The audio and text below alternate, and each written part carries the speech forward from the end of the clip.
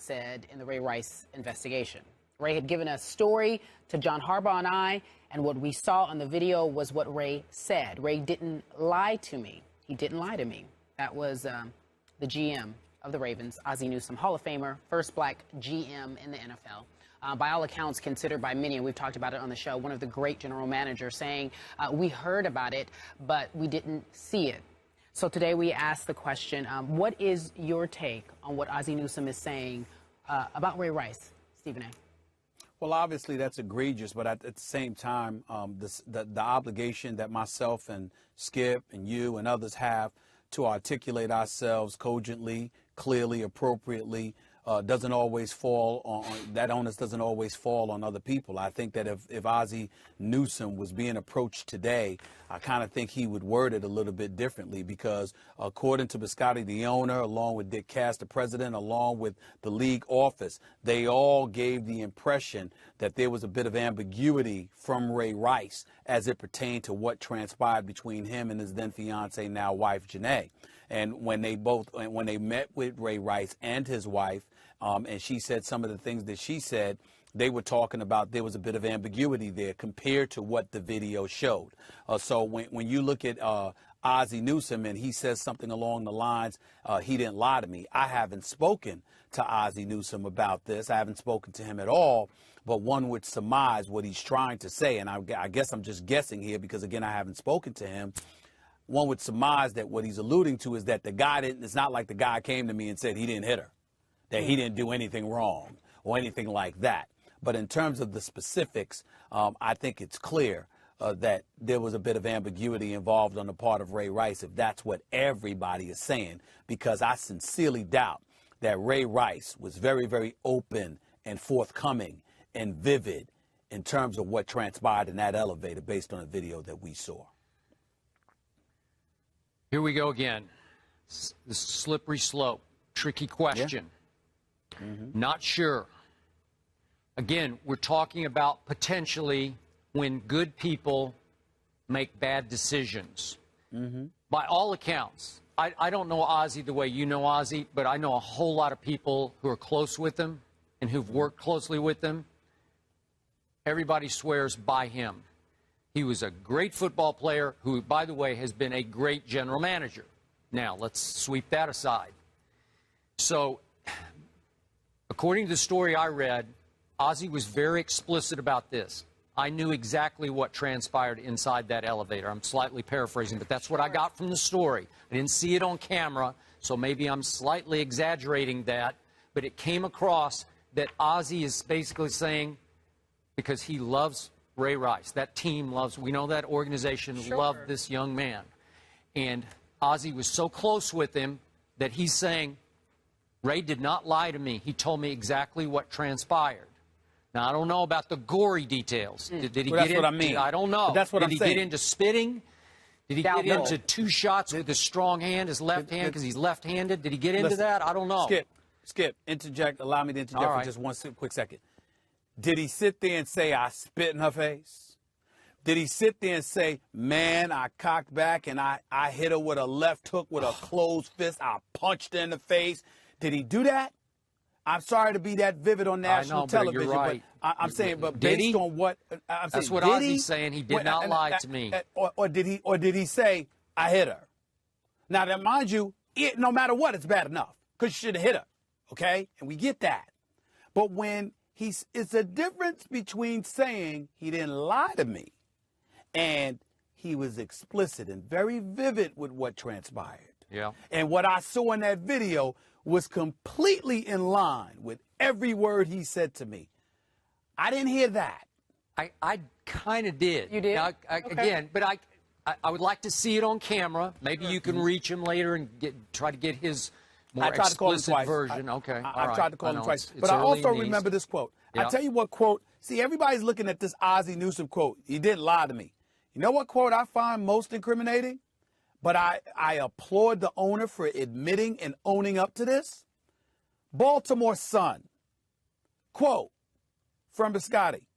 The buck stops with me. I can't second guess anybody that helps me run this business. I think that's unfair. Last sentence here, Skip.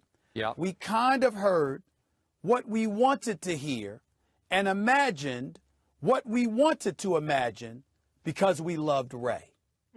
So essentially what he's saying is that whatever evidence was presented to them, they kind of almost ignored because they wanted to give Ray Rice the benefit of the doubt.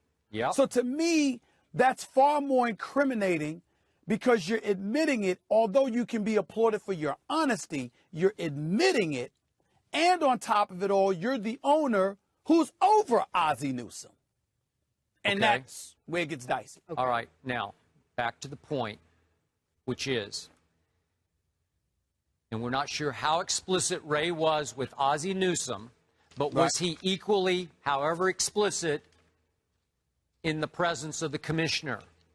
And he had the NFLPA's lawyer there, and Ray had his representatives there. Was he equally explicit? However explicit he was with Ozzie, was he that way, that forthcoming with the commissioner?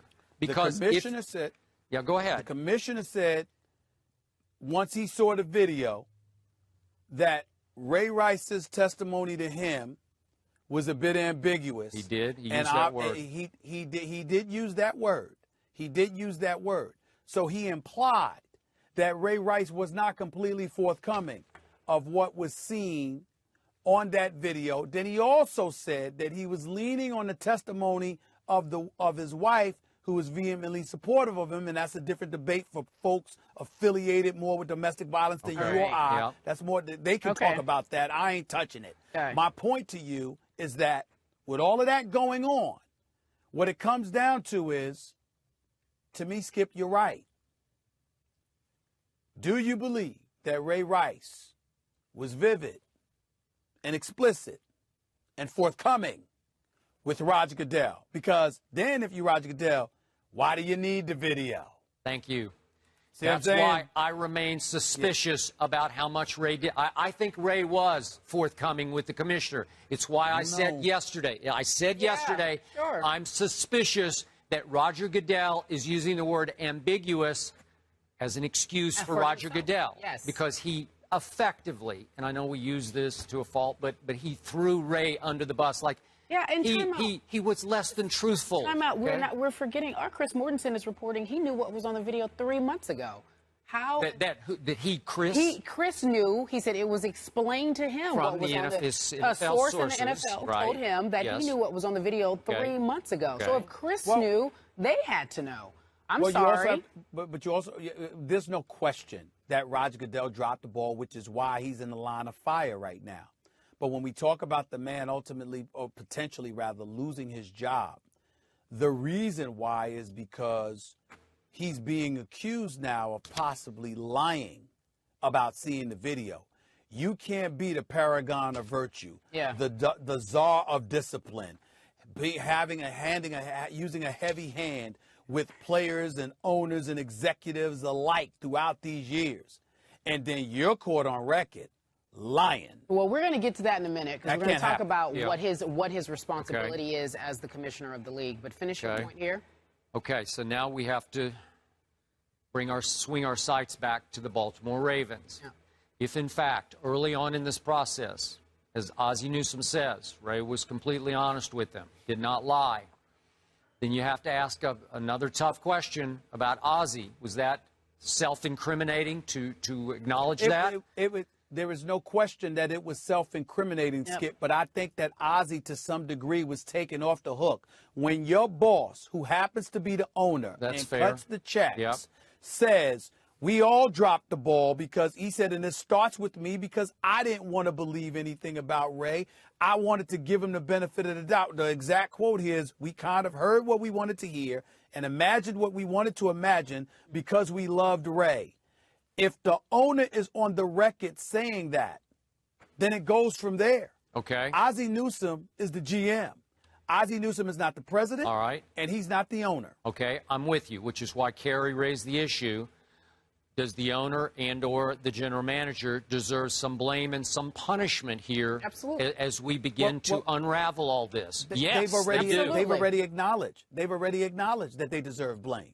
So you have to decide whether you want to punish them or not. But there's no question that they deserve blame. They are on the record, and I give them credit, huddling together, sitting down, all together, and like, we dropped the ball on this. We didn't do the right thing. We heard what we wanted to hear, and we believed what we wanted to believe. Right. That's just an admission of guilt right there. Stephen A., your quote that you're reading from Bushati is really on point, and I think that seems to be the sentiment within that organization. He's a good guy. We wanted to believe what we wanted to believe, and that went out of it. Okay, so last quick point. Yeah.